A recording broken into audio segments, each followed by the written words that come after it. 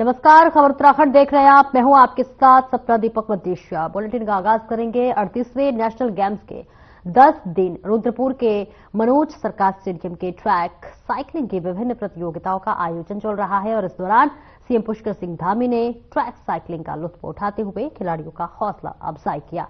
इस दौरान उन्होंने स्कूली बच्चों के साथ बातचीत कर उनके साथ फोटो भी खिंचवाई, जिसके बाद उन्होंने ट्रैक में पहुंचकर टेक्निकल टीम और खिलाड़ियों से मुलाकात की। इस बीच आपको बता दें कि ट्रैक में पहुंचकर 300 मीटर साइकिल चलाकर साइकिल राइडर्स का हौसला बढ़ाया। उन्होंने पुरुष वर्ग में ट्रैक साइकिलिंग प्रतियोगिता के टीम परप्यूट 4000 मीटर से पहले दूसरे तीसरे स्थान पर रही टीम को पहले भी वितरित किए। प्रतियोगिता में सर्विसेज टीम ने गोल्ड मेडल, पंजाब ने सिल्वर और राजस्थान की टीम ने कांस्य मेडल जीता है। इस ब्रिज दौरान उन्होंने कहा है कि प्रधानमंत्री ने 38वें नेशनल गेम्स का शुभारंभ देहरादून से किया है और इस बीच आज प्रदेश के लोगों में उत्साह दिखाई दे रहा है। वह भी खिलाड़ियों के उत्साह वर्धन के लिए मैदान में पहुंच रहे हैं। नेशनल गेम्स में उत्तराखंड अच्छा प्रदर्शन कर रहा है। साथ ही कहा कि 14 फरवरी को हल्द्वानी में 38वें नेशनल गेम्स का मैच का समापन गृह मंत्री अमित शाह द्वारा किया जाएगा। जनवरी को आदरणीय प्रधानमंत्री श्री नरेंद्र मोदी जी के कर कमलों से, उनके हाथों से 38वें राष्ट्रीय खेलों का शुभारंभ हुआ है और उसमें से लगातार एक बहुत उत्साह का माहौल है। सभी लोगों में जोश से, चाहे वो हमारे देवभूमि उत्तराखंड के लोग हों या जो हमारे खिलाड़ी आए थे या हमारे जो उनके साथ वॉलंटियर्स लगे हुए हैं, 6000 लगभग ऑफिशियल्स लगे हुए हैं। कुल मिलाकर अगर मैं ऐसा मानूं कि 20,000 के लगभग लोग इस प्रतियोगिता का किसी न किसी रूप में संचालन कर रहे हैं। वॉलंटियर्स तो मिले, हम तो मिले यार, अब खुल गया है। और खबरों में आगे बढ़ेंगे, लेकिन उससे पहले बड़ी खबर आपको देते हैं, जहां 12 फरवरी को होगी कैबिनेट की बैठक। मुख्यमंत्री पुष्कर सिंह धामी की अध्यक्षता में बैठक होने वाली है। बजट के प्रस्ताव, भू कानून विधेयक पर भी चर्चा हो सकती है। संशोधन को लेकर विधायक भी तैयार हो गया है और इस बीच आपको बताते चले कि विधेयक तैयार होने के बाद अनुमोदन के लिए कैबिनेट बैठक में लाया जाएगा। बड़ी जानकारी इस वक्त आपको दे रहे हैं, जहां बजट को लेकर बड़ी खबर। विधानसभा सचिवालय ने सत्र की अधिसूचना जारी कर दी है। अनुमोदन के लिए कैबिनेट बैठक बुलाया गया है। बड़ी खबर, बड़ी जानकारी। 12 फरवरी को होगी कैबिनेट की बैठक। मुख्यमंत्री पुष्कर सिंह धामी की अध्यक्षता में यह बैठक होगी। बजट के प्रस्ताव, भू कानून विधेयक पर चर्चा हो सकती है। संशोधन को लेकर भी विधेयक तैयार कर लिया गया है और ऐसे में अनुमोदन के लिए कैबिनेट बैठक लाया जाएगा।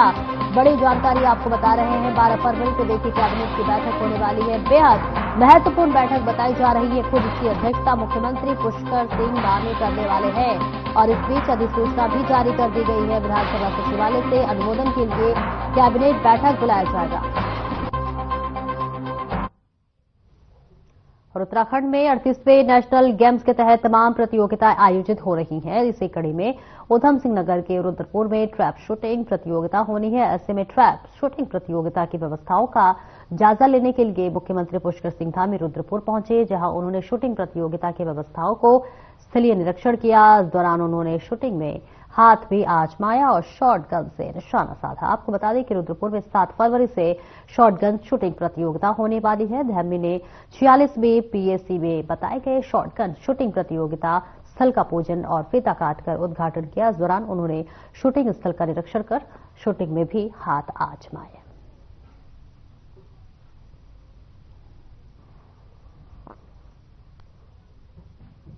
और वही समान नागरिकता लागू करने वाला उत्तराखंड देश का पहला ऐसा राज्य बन गया है। हालांकि उत्तराखंड की बीजेपी सरकार के फैसले के विपक्षी पार्टियां, कुछ धार्मिक समूहों ने जमकर विरोध भी किया है। वहीं कांग्रेस प्रदेश अध्यक्ष करण मेहरा ने समान नागरिक संहिता का विरोध करते हुए इसे उत्तराखंड राज्य के लिए अहितकर करार दिया है। साथ ही प्रदेश अध्यक्ष ने कहा है कि यूसीसी अनुच्छेद 44 का उल्लंघन कर रहा है, जो कि कानून के भी खिलाफ है।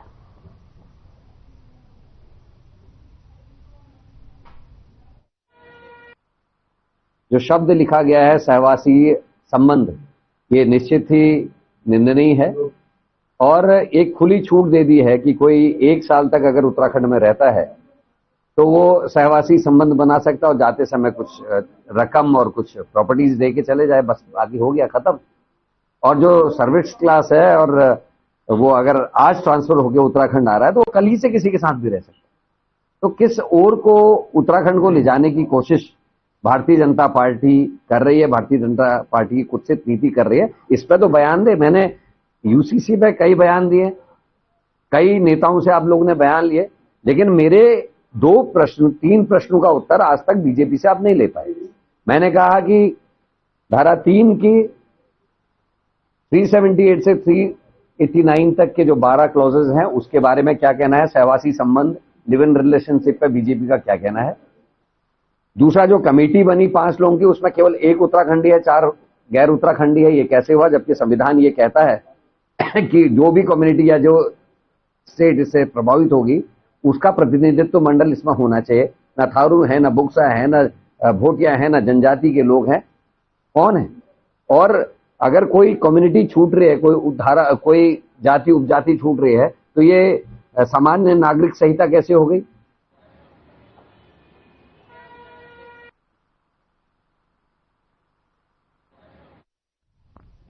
और उत्तराखंड में 30 अप्रैल से आगामी 4 धाम यात्रा की शुरुआत हो रही है। 30 अप्रैल को अक्षय तृतीया के दिन गंगोत्री और यमुनोत्री धाम के कपाट खुलेंगे। वहीं 4 मई को बद्रीनाथ धाम के कपाट खोलने की तिथि घोषित की गई है। केदारनाथ धाम के कपाट खोलने की तिथि की औपचारिक घोषणा शिवरात्रि के अवसर पर ही की जाएगी।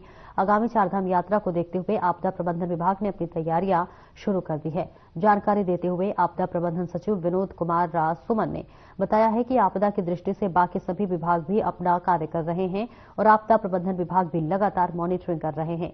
संबंधित जनपदों में अधिकारी और के साथ लगातार बैठकें चल रही हैं और जिस प्रकार की तैयारी की गई है, क्या कुछ कमी रह गई है और आगे किस तरीके से अच्छा किया जाए, इसको लेकर कार्य किया जा रहा है। और साथ ही विनोद कुमार सुमन ने कहा है कि हमारी व्यवस्था सुचारू रहेगी और आपदा की दृष्टि से लोगों और श्रद्धालुओं को कोई भी परेशानी नहीं होगी, हमारी ये प्राथमिकता होगी।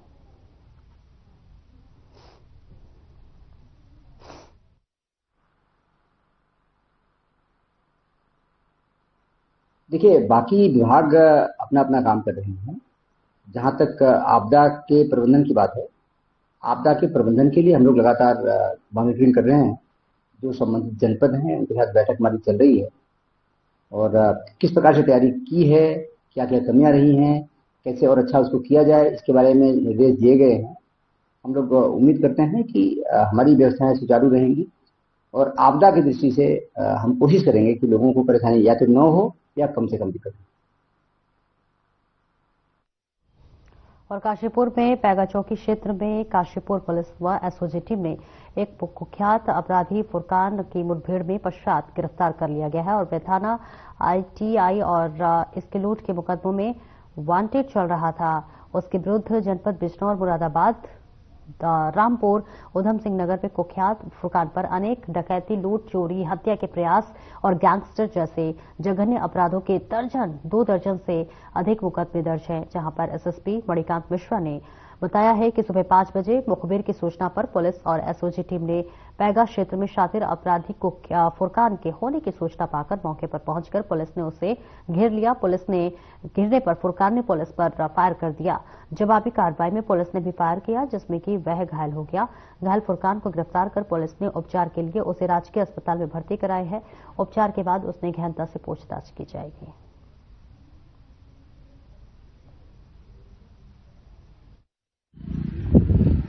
माननीय मुख्यमंत्री उत्तराखंड महोदय के उत्तराखंड राज्य को अपराध मुक्त करने के लक्ष्य को पूरा करने में उधम सिंह नगर पुलिस निरंतर कार्रवाई कर रही है। पैगा चौकी क्षेत्र में एक प्राप्त सूचना के आधार पर कुख्यात अपराधी फुरकान को गिरफ्तार करने का प्रयास किया गया। गिरफ्तारी से बचने के लिए फुरकान ने पुलिस पर फायर किया। जवाब में पुलिस के द्वारा भी फायर किया गया, जिससे वह घायल हुआ और उसे गिरफ्तार किया गया। अभी वह अस्पताल में है और उसका प्राथमिक उपचार चल रहा है। प्राथमिक उपचार के उपरांत और गहनता से उसकी पूछताछ की जाएगी।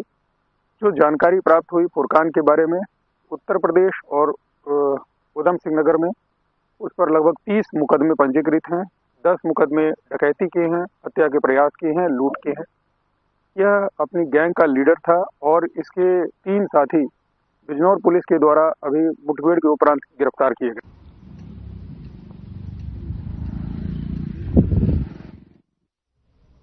खबर अल्मोड़ा से है, जहां पर जिलाधिकारी आलोक कुमार पांडे की अध्यक्षता में मुख्यमंत्री की घोषणाओं की समीक्षा बैठक आयोजित की गई।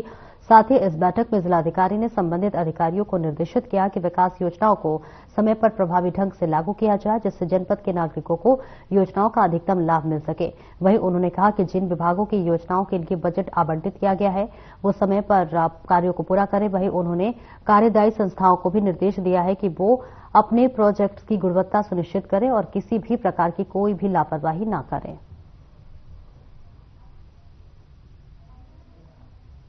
और देखिए, डीएम ने देखिए समीक्षा बैठक की है, बेहद महत्वपूर्ण बैठक बताई जा रही है, जिसपे तमाम दिशा निर्देश देते हुए जिलाधिकारी नजर आ रहे हैं। जहां पर बता दें कि ये समीक्षा बैठक जिलाधिकारी के अध्यक्षता में की गई है। तमाम यहां पर अधिकारी मौजूद है और सभी को आगामी कार्यों के लिए दिशा निर्देश देते हुए जिलाधिकारी नजर आ रहे हैं। समीक्षा बैठक ये दिखाई दे रहा होगा आपको, और इसी के साथ साथ महत्वपूर्ण निर्णयों को लेकर भी यहां पर बातचीत की गई है। अधिकारियों को तमाम दिशा निर्देश देते हुए जिलाधिकारी महोदया नजर आ रहे हैं। और इस बीच तस्वीरें दिखा रहे हैं जहां पर प्रोजेक्ट की गुणवत्ता सुनिश्चित करने की भी बात की गई है, जिसके लिए समीक्षा बैठक की गई है। खुद इसकी अध्यक्षता जिलाधिकारी कर रहे हैं। अधिकारियों को तमाम दिशा निर्देश देते हुए नजर आ रहे हैं। और इसी के साथ साथ तमाम जो विकास के कार्य हैं या फिर कई ऐसे तमाम बिंदुओं और पहलुओं पर चर्चा की गई, बात की गई और तमाम अधिकारियों को दिशा निर्देश डीएम की तरफ से दिया गया है।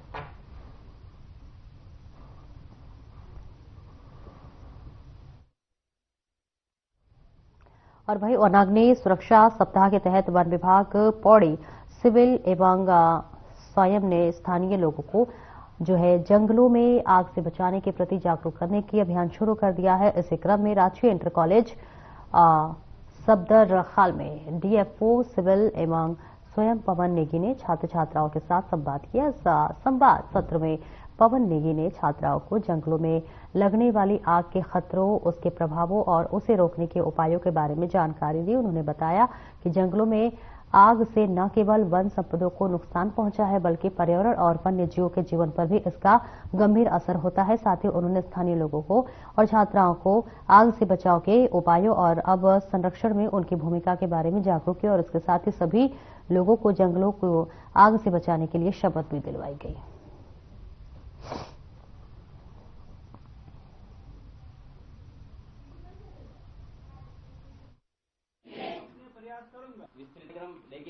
मेरा नाम सृष्टि है, मैं कक्षा 12 की छात्रा हूँ। और जैसा कि आज हमारे यहाँ पर पौड़ी से वन विभाग की टीम आई हुई है, उन्होंने हमें बहुत अच्छे से हमें समझाया कि किस प्रकार से हम जंगल में आग लगी हुई को बचा सकते हैं, वहाँ के जानवरों को बचा सकते हैं, किस प्रकार से उनके लिए ये क्षतिग्रस्त होता है। तो उन्होंने बताया कि कैसे लोग आसपास के गांव के लोग जंगलों को बर्बाद कर देते हैं जब वो आग लगाते हैं, चाहे वो लापरवाही से लगाते हैं या शैतानी से लगाते हैं, परंतु उससे पूरी विश्व को ही उससे समस्या होती है। जैसे कि हमारी फूड चेन का बर्बाद होना, जो मतलब उसमें अलग अलग प्रभाव पड़ रहे हैं। और इसी तरह से लोग कभी प्रकृति के दौरान भी हो जाता है कि जैसे पत्थर टकराने से भी वहां पर आग लग जाती है, जिस वजह से आग बहुत ज्यादा फैल जाती है। और उन्होंने हमें बताया कि हमें इसको कैसे बचाना है, कि जब हमारे आसपास आग लगेगी तो हमें तुरंत वहां नहीं जाना है, हमें या तो उनकी टीम को सूचित करना होगा या तो हमें कुछ और तरीके जो मतलब आग को बचाने में या उनको आग को रोकने में उसमें समस्त जानकारी जानते हैं, हमें उनको सूचित करना चाहिए। धन्यवाद। ये आज हमारा जो वनाग्नि सुरक्षा सप्ताह जो हम वीक मनाते हैं 1 से 7 फरवरी, उसके तहत हमने आज वनाग्नि सुरक्षा गोष्ठी का आयोजन किया जेएससी सफदरखाल में, जिसमें हमने बच्चों को ये जानकारी दी कि जो वनाग्नि है उसके क्या दुष्प्रभाव हैं और अगर आपके क्षेत्र में वनाग्नि की घटना होती है तो उस पर आपका क्या रिएक्शन होगा, आपने किसको इन्फॉर्म करना है और अगर आपको बुझाने का मौका मिलता है तो किस तरीके से आपने आग को बुझाना है और क्या क्या सावधानियां बरतनी है। जैसे मैंने पहले भी कहा कि बच्चों काफी एक्टिव पार्टिसिपेशन बच्चों का है और मैं बधाई देता हूँ जो यहाँ के प्राचार्य महोदय हैं और जो पूरा स्टाफ यहाँ का है, बहुत अच्छे से उन्होंने बच्चों को पढ़ाया है। तो काफी अच्छा बच्चों का रिस्पॉन्स रहा, हर क्षेत्र में जागरूक बच्चे यहाँ पर लग रहे हैं।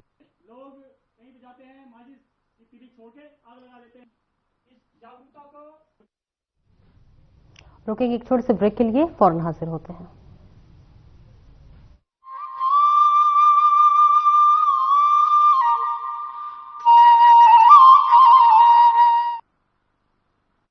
ये शंखनाद, ये शानदार आगाज, ये रंगारंग कार्यक्रम अनेकता में एकता का संदेश देते देश भर से आए एथलीट 38वें राष्ट्रीय खेलों के आयोजन की ऐतिहासिक शुरुआत हो चुकी है। खेल और संस्कृति के इस अद्भुत समागम ने हर खिलाड़ी और खेल प्रेमियों को नई ऊर्जा से भर दिया है। राष्ट्रीय खेलों के मंच से प्रधानमंत्री नरेंद्र मोदी जी का संदेश साफ है। भारत का हर खिलाड़ी खेल की दुनिया में परचम लहराने के लिए तैयार है। जब कोई देश स्पोर्ट्स में आगे बढ़ता है तो देश की शान भी बढ़ती है, देश का प्रोफाइल भी बढ़ता है। इसलिए आज स्पोर्ट्स को भारत के विकास से जोड़ा जा रहा है। देवभूमि से खेल भूमि तक की ये यात्रा बदलते उत्तराखंड का एहसास करा रही है। प्रदेश के 11 जगहों पर तैयार ये वर्ल्ड क्लास इंफ्रास्ट्रक्चर राष्ट्रीय खेलों को भव्य बना रहा है। खिलाड़ियों में जीतने का ये जुनून रोमांचित कर रहा है। 14 फरवरी तक चलने वाले इस खेल महाकुंभ में एथलीटों का एक ही मूल मंत्र है, हर हाल में मेडल जीतना है। 38वें राष्ट्रीय खेलों को इको फ्रेंडली बनाया गया है। यहाँ तक कि खिलाड़ियों को दिए जा रहे मेडल भी ई वेस्ट से तैयार किए गए हैं। राष्ट्रीय खेलों का आयोजन ग्रीन गेम्स की थीम पर कर रहे हैं। इस आयोजन में सौर ऊर्जा का व्यापक प्रयोग किया जाएगा। साथ ही पूरे आयोजन में प्लास्टिक का कम से कम उपयोग किया जाएगा। विकसित उत्तराखंड की यात्रा विकल्प रहित संकल्प के साथ चल रही है। 38वें राष्ट्रीय खेलों का आयोजन इस यात्रा का अहम पड़ाव है। संकल्प से शिखर तक आगे बढ़ता उत्तराखंड।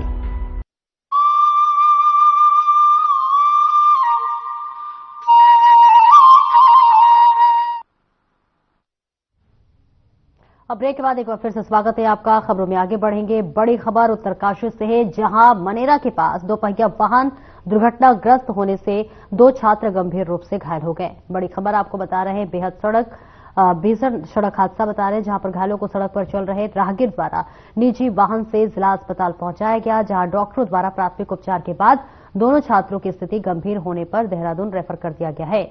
बताते चले कि 2 दिनों से लगातार सड़क दुर्घटना को ये दूसरा मामला है और अभी हाल ही में एक निजी विद्यालय के छात्र दोपहिया वाहन दुर्घटना में गंभीर रूप से घायल हुए थे और ऐसे में पुलिस प्रशासन पर भी सवाल खड़े हो रहे हैं।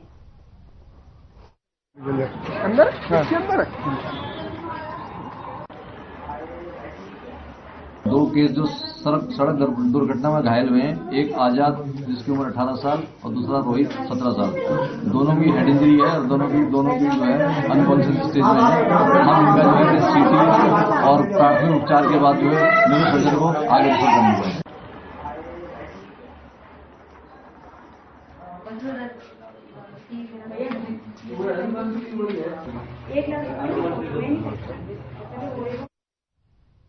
और मुख्यमंत्री पुष्कर सिंह धामी ने अधिकारियों को अवैध अतिक्रमण पर सख्त कदम उठाने के निर्देश दिए हैं। इसको लेकर सभी जिलों के जिला प्रशासन की ओर से कार्रवाई की जा रही है। वहीं राजधानी देहरादून में भी जिलाधिकारी के निर्देशन में इस दिशा में सकारात्मक पहल की जा रही है।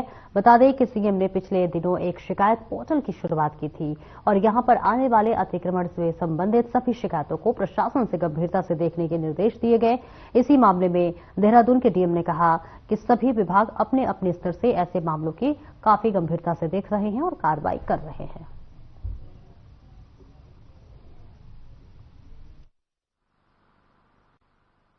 अन्यथा अतिक्रमण के लिए रियल टाइम मॉनिटरिंग डैशबोर्ड हमने डेवलप किया है। प्रत्येक विभाग की जिम्मेदारी की तय की गई है। प्रमाण पत्र सभी अधिकारियों से भी आ चुके हैं कि इतना अवेलेबल था और इतना अतिक्रमण था हमारे सेट्स पर और इतना में ध्वस्तीकरण हो चुका है और इतना में ये रीजन हैं कि जिस वजह से पेंडेंसी चल रही है। तो रियल टाइम मॉनिटरिंग डैशबोर्ड है वो आपसे शेयर कर देंगे। उसमें सभी डिपार्टमेंट्स के अधिकारियों का पूरा डिटेल्स है। वो पब्लिकली हम उसको डिस्प्ले करना चाहते हैं। That will be shared with you.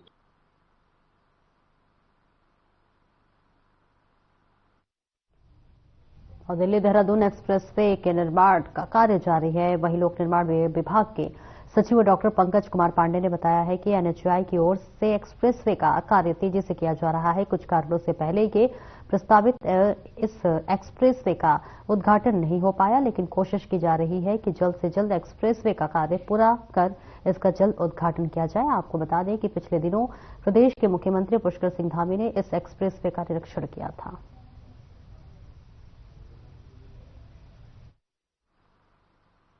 Delhi Dehradun highway पे काम चल रहा है, उसका उद्घाटन पहले ही प्रस्तावित था, लेकिन कतिपय कारणों से वो हो नहीं पाया। इसमें भारत सरकार के स्तर से निर्णय होना है, क्योंकि बहुत बड़ा प्रोजेक्ट है, भारत सरकार का प्रोजेक्ट है। तो एनएचएआई इसको वर्कआउट कर रहा है और जैसे ही भारत सरकार से इसमें निर्देश प्राप्त होते हैं इसका उद्घाटन किया जाएगा। और जिले भर में गांजा तस्करी के मामले थमने का नाम नहीं ले रहे हैं। वरिष्ठ पुलिस अधीक्षक अल्मोड़ा देवेंद्र पीचा के नेतृत्व में जिले भर में नशा तस्करों के लिए जिले भर में चेकिंग अभियान जारी है। वहीं अपर पुलिस अधीक्षक अल्मोड़ा हरवंश सिंह ने सीओ विमल प्रसाद के पर्यवेक्षण में एसओ भतरौज खान, एसओ सुशील कुमार के नेतृत्व में भतरौज खान पुलिस टीम द्वारा कट्टी क्षेत्र के गश्त के दौरान जो है 2 युवक सड़क किनारे खड़े दिखाई दिए। पुलिस को देख युवकों ने भागने का प्रयास किया, लेकिन कामयाब नहीं हुए। पूछताछ में आरोपियों में अपने नाम हनीफ गालिब निवासी काशीपुर और लईक मलिक निवासी करतारपुर कॉलोनी गदरपुर उधम सिंह नगर बताया। दोनों के पैर में जो है बैग में तलाशी ली गई तो 26 किलो 205 ग्राम गांजा बरामद हुआ। बरामद किए गए गांजे की कीमत लगभग 6,55,125 रुपए बताई जा रही है। एसओ सुशील कुमार ने बताया है कि अभियुक्त गांजा मासी के लेकर जा रहे थे और ऐसे में जिसे वह रामनगर की ओर ले जा रहे थे, उच्च दामों में बेचकर मुनाफा कमाने की फिराक में थे। ये नशे के विरुद्ध जो हमारा अभियान चल रहा है वो लगातार जारी है। आज भी इसमें कार्रवाई करते हुए हमारे भतरौज खान थाना पुलिस के द्वारा 2 अभियुक्तों को गिरफ्तार किया, जिनके कब्जे से 26 केजी से अधिक गांजा बरामद किया, जिसकी कीमत 6 लाख से भी अधिक है। इनका जो क्रिमिनल है, इनसे जो पूछताछ हुई, पूछताछ में ये ज्ञात हुआ कि ये पहाड़ से गांजा खरीद के ये प्लेन्स में वहां पर ऊंचे दामों में बेचने के हिसाब से वो लेके जा रहे थे। फिलहाल इनके हम क्रिमिनल रिकॉर्ड वगैरह इसका हम खंगाल रहे हैं और अगर क्रिमिनल रिकॉर्ड वगैरह मिलता है तो उसमें और भी उसमें जो भी कार्रवाई गैंगस्टर वगैरह की होगी वो भी हम करने का प्रयास। और खबर टनकपुर से है, जहां पर पूर्णागिरी टैक्सी यूनियन के वाहन स्वामियों ने अध्यक्ष मदन कुमार के नेतृत्व में मुख्यमंत्री कैंप कार्यालय पहुंचकर मुख्यमंत्री पुष्कर सिंह धामी को 3 सूत्रीय मांगों को लेकर ज्ञापन सौंपा है। इस दौरान अध्यक्ष मदन कुमार ने जानकारी दी है कि मां पूर्णागिरी मेले के दौरान जो है ढूलीगढ़ के भैरव मंदिर तक चलने वाले टैक्सी की अगर हम बात कर ले तो वाहनों के ट्रेनर धनराशि 45 लाख और 20 लाख किए जाने की मांग की गई है। वहीं प्राइवेट फिटनेस न किए जाने और पहले की तरह आरटीओ कार्यालय में भी फिटनेस किए जाने की मांग की गई है।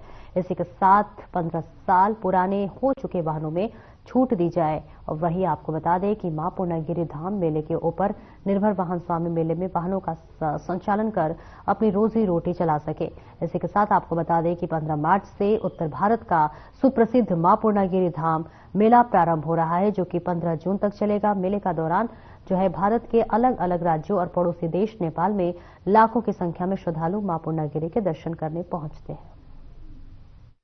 में ज्ञापन दे रखा है, ये जो प्राइवेट संस्था यहाँ एक फिटनेस सेंटर खुल चुका है उसका हम विरोध करते हैं और माननीय मुख्यमंत्री जी से निवेदन करते हैं कि इसको बंद करके जैसे तत्काल हमारे जो फिटनेस सेंटर हमारी एआईटीओ कार्यालय में होती है उसी तरीके से हमारी गाड़ी की फिटनेस की जाए। और हमें पूरा विश्वास है माननीय मुख्यमंत्री जी हमारी बात को सुनेंगे और इसमें तत्काल कार्रवाई करते हुए इसको फिटनेस ये प्राइवेट जो फिटनेस सेंटर है इसे बंद करेंगे। जो ये इससे पूर्व बाद भी हमने मेला कराया है। कम से कम धनराशि में जो हमारे ठोलीगढ़ के भैरव मंदिर गाड़ियां चलती हैं, इसके लिए हम कम से कम राशि हमारे गाड़ी वालों से ली जाए।